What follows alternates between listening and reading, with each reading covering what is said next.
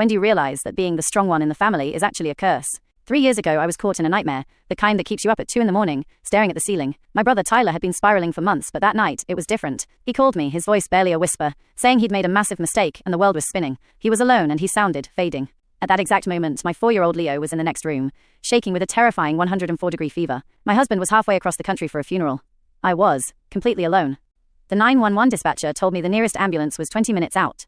Tyler lived 10 minutes away. I looked at Leo, his face flushed and sweaty, and I felt my heart shatter. I didn't think. I just acted. I wrapped Leo in a damp towel, threw him in the car seat, and drove like a maniac. I found Tyler slumped against his front door.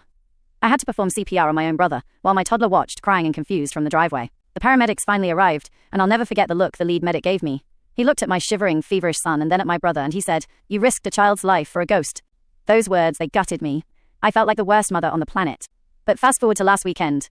We were at Tyler's 3-year sobriety anniversary. He leaned over, hugged Leo, and whispered, "Thanks for being my little hero, buddy."